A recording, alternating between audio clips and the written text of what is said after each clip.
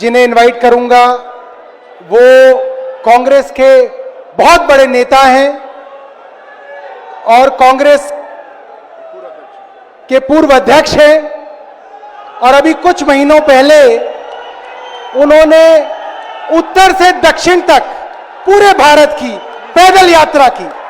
ये बहुत बड़ी बात है साथियों। और उसके बाद ईस्ट टू वेस्ट उन्होंने पूरे भारत की यात्रा की। जोरदार तालियों से सब साथी स्वागत करेंगे माननीय राहुल गांधी जी का।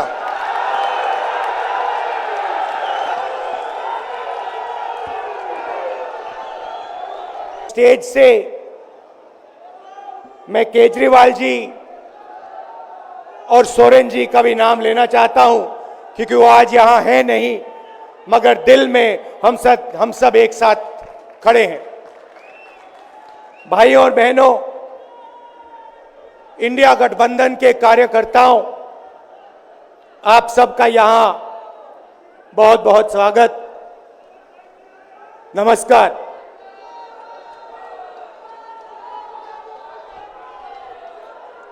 आजकल आईपीएल के मैच चल रहे हैं, देखते हो आप लोग। मैच फिक्सिंग शब्द सुना है आपने? सुना है? जब बेईमानी से एम्पायर पर दबाव डालकर प्लेयर को खरीदकर कैप्टन को डराकर मैच जीता जाता है।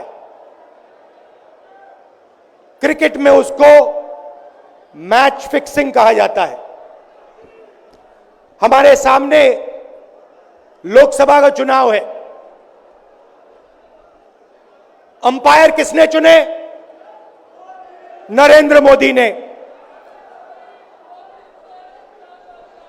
हमारी टीम में से मैच शुरू होने से पहले 2 खिलाड़ियों को अरेस्ट करके अंदर कर दिया।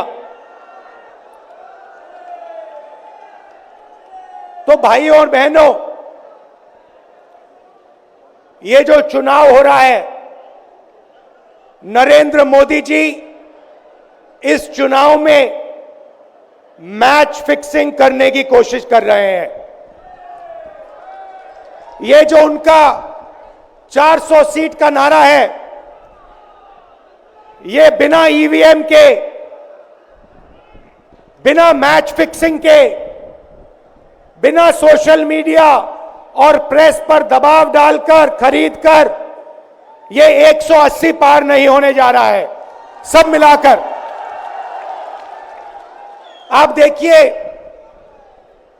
कांग्रेस पार्टी विपक्ष की सबसे बड़ी पार्टी है। हमारे सारे के सारे बैंक अकाउंट बंद कर दिए गए हैं। चुनाव के बीच में देश की सबसे बड़ी ऑपोजिशन की पार्टी के सारे अकाउंट बंद कर दिए। हमें कैंपेन चलाना है, हमें लोगों को प्रदेशों में भेजना है, पोस्टर लगवाने हैं। सारा का सारा जो हमारे रिसोर्सेज हैं, बैंक अकाउंट बंद कर दिए गए। तो ये कैसा चुनाव हो रहा है? नेताओं को धमकाया जाता है, पैसे देकर सरकारों को गिराया जाता है, नेताओं को जेल में डाला जाता है। केजरीवाल जी को, सोरेन जी को ये पूरी की पूरी मैच फिक्सिंग करने की कोशिश की जा रही है। और ये मैच फिक्सिंग सिर्फ नरेंद्र मोदी नहीं कर रहे हैं, ये मैच फिक्सिंग नरेंद्र मोदी और हिंदुस्तान के 3-4 सबसे बड़े अरबपति मिलकर कर रहे हैं। यह सच्चाई है। और यह मैच फिक्सिंग क्यों हो रही है? भाइयों और बहनों, इसका सिर्फ एक लक्ष्य है कि हिंदुस्तान का संविधान, जिसने इस देश के गरीब लोगों को भविष्य दिया, सपने देखने का हक दिया,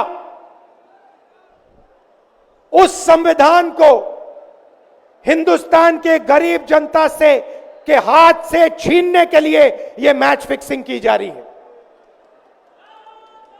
और मैं आपको बताना चाहता हूं कि जिस दिन यह संविधान खत्म हो गया, उस दिन यह हिंदुस्तान नहीं बचेगा। इसको पुलिस से, धमकी से नहीं चलाया जा सकता है। यह जो संविधान है, हिंदुस्तान की जनता की आवाज है, हिंदुस्तान के दिल की धड़कन है।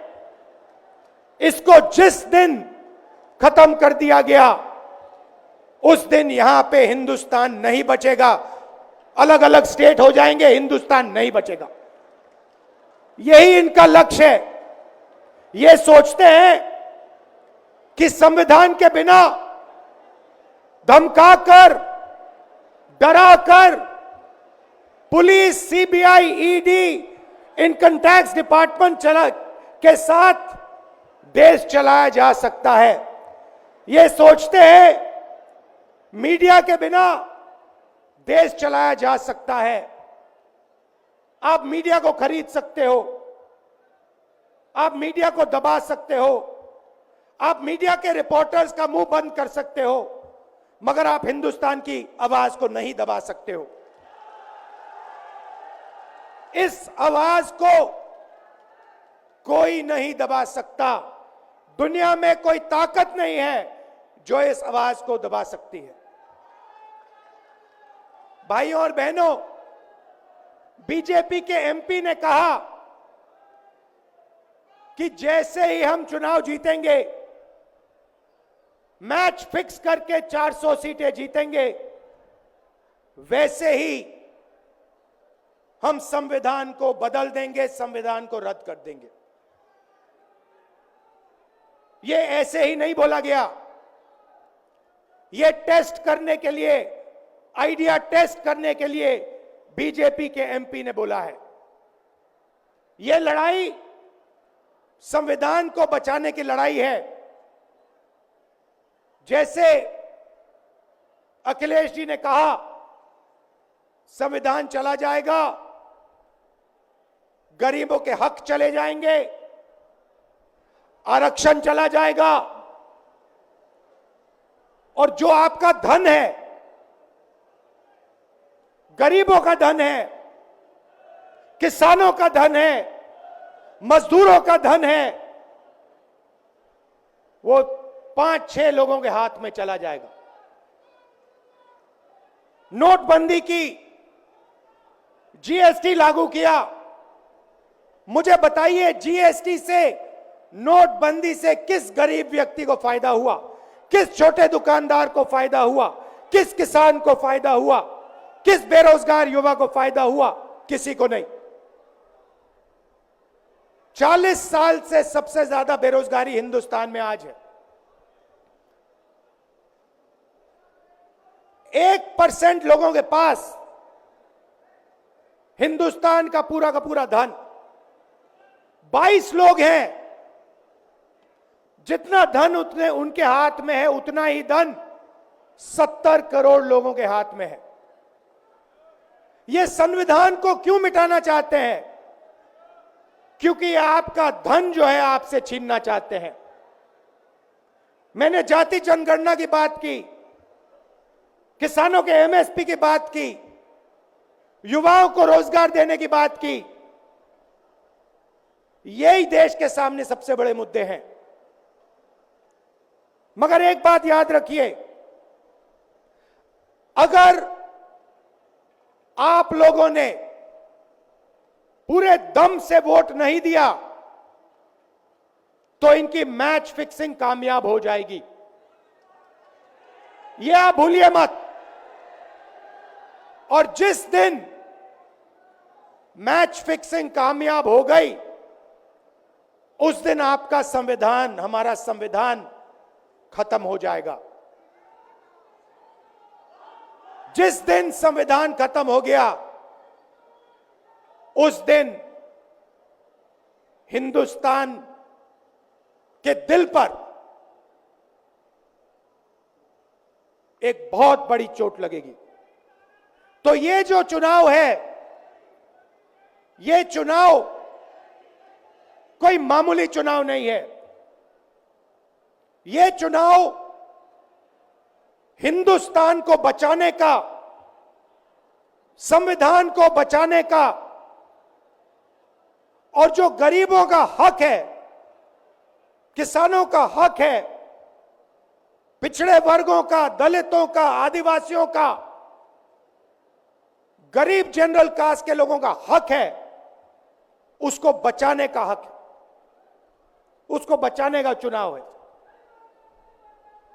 यह बात आप याद रखिए, क्योंकि अगर यह चुनाव जहां मैच फिक्सिंग की जा रही है, वो पूरे देश को दिख रहा है। बीजेपी के लोग कह रहे हैं, कल में से एक व्यक्ति मिलने आया, मुझे कहता है मैं ट्रेन से आया, मेरे साथ बीजेपी के कार्यकर्ता बैठे थे, उन्होंने कहा कि कुछ ना कुछ गड़बड़ है। यह सच्चाई है। इलेक्शन कमीशन के लोगों को नरेंद्र मोदी जी ने बैठाया, दो नेताओं को, दो चीफ मिनिस्टरों को जेल में डाला। चुनाव से कुछ ही महीने पहले अगर डालना था तो 6 महीने बाद डाल देते, 6 महीने पहले डाल देते। नहीं, चुनाव से 2-3 महीने पहले 2 चीफ मिनिस्टर को डालना था। आपने हमारे बैंक अकाउंट बंद किए। बैंक अकाउंट बंद करने थे, 6 महीने पहले करते, 1 साल पहले करते, 6 महीने बाद करते, कोई फर्क नहीं पड़ता। आप चाहते हो कि विपक्ष चुनाव ना लड़ पाए, और इसीलिए आपने कांग्रेस पार्टी के बैंक अकाउंट रद्द किए, आपने इलेक्शन कमीशन में अपने लोग बैठाए, आप जुडिशरी पे दबाव डाल रहे हो, क्योंकि आप चाहते हो कि मैच फिक्स हो, संविधान रद्द किया जाए और आप सत्ता में रहो। मगर भाई और बहनों, मैं सच बोलता हूं, और मेरी बात आप अच्छी तरह सुन लो। अगर हिंदुस्तान में मैच फिक्सिंग का चुनाव बीजेपी जीते और उसके बाद संविधान को उन्होंने बदला, तो इस पूरे देश में आग लगने जा रही है।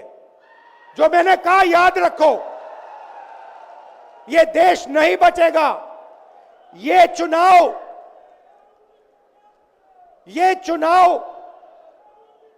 वोट वाला चुनाव नहीं है। यह चुनाव हिंदुस्तान को बचाने वाला चुनाव है, संविधान की रक्षा वाला चुनाव है। धन्यवाद। जय हिंद।